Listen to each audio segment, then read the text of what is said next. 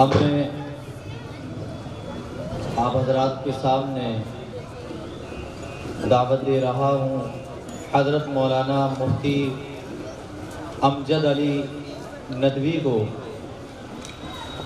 جو امبالہ کی سرزمین سے ہمارے درمیان میں تشریف لائے ہیں، کہ آپ اپنے بات کو مختصر وقت میں مکمل فرمائیں۔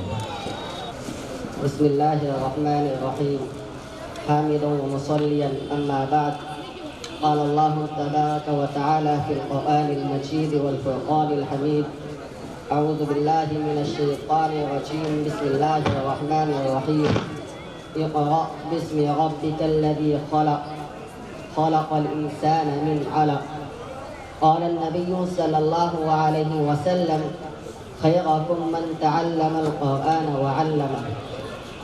اسٹیج پر رونق افروز بزرگان دین، علماء اکرام اور فرزندان توحید، آج جس مقصد کے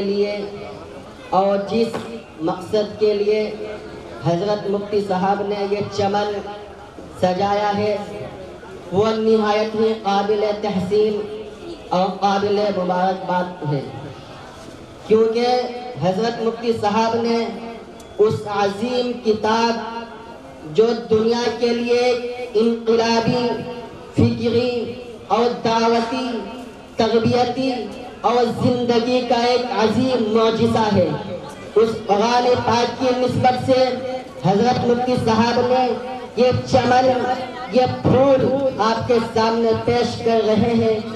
مفتی صاحب قابل مبارکباد کے مستحق ہیں، اور آپ نے اپنی آنکھوں سے اندازہ کیا بھی ہوگا کہ مدرسے کے ننھے ننھے پھول جو آپ کے سامنے قرآن کی عظمت پر، توحید پر اور نبی پاک صلی اللہ علیہ وسلم کی اخلاق حسنہ پر، نبی پاک صلی اللہ علیہ وسلم کی سیرت پر آپ کے سامنے اپنی تقریر پیش کر رہے ہیں۔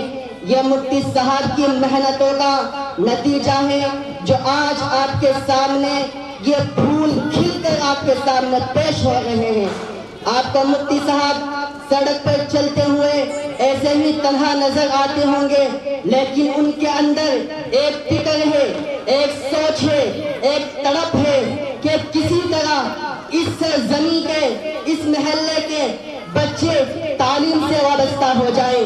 وہ تعلیم جس کا اعلان نبی الذی خلق کے پڑھو، جس نے آپ کو پیدا کیا، اور یہ حدیث آج سے 1400 سال پہلے نبی پاک صلی اللہ علیہ وسلم نے ارشاد فرمائی تھی، فریضۃ العلم علی کل مسلم و مسلم۔ عام کیا کہ آپ کے بچوں کو تعلیم سے جوڑے، کیونکہ تعلیم ہی کیونکہ اس قوم کا آغاز اقرا سے ہوا ہے۔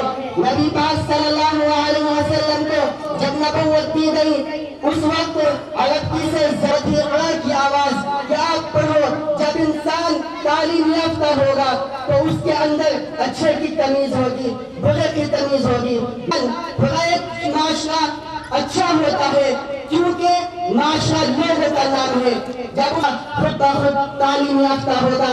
اس لیے نبی پاک صلی اللہ علیہ وسلم کو سب سے پہلے یہی پیغام دے کر بھیجا گیا کہ اقرا پڑھو۔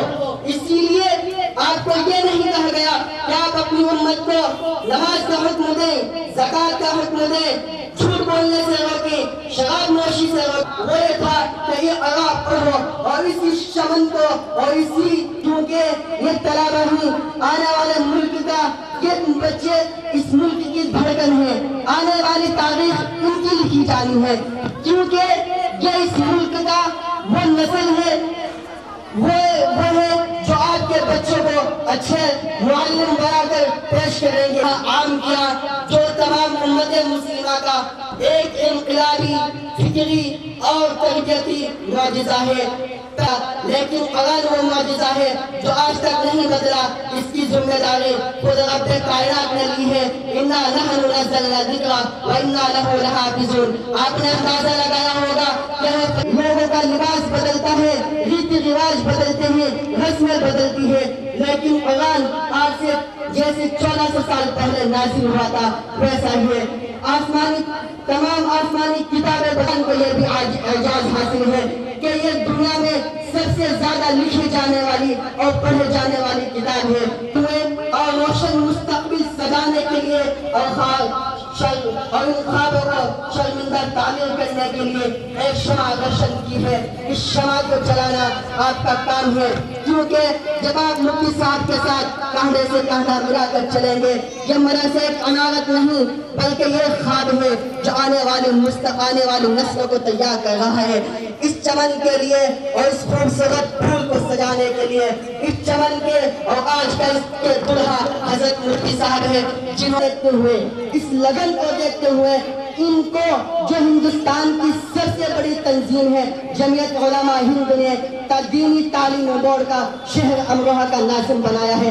اس کے لیے میں حضرت مفتی صاحب کو دل کی گہرائیوں سے مبارکباد پیش کرتا ہوں. اور اس چمن کو بنانے کے لیے, اس چمن کو سجانے کے لیے اور یہ ننھے بچے تیار کرنے کے لیے دل کی گہرائیوں سے مبارکباد پیش کرتا ہوں. قابل تعریف ہے کہ انہوں نے اس چمن کو بنایا. میں اسی پر اپنی بات کو ختم کرتا ہوں. وآخر دعوانا ان الحمدللہ رب العالمین.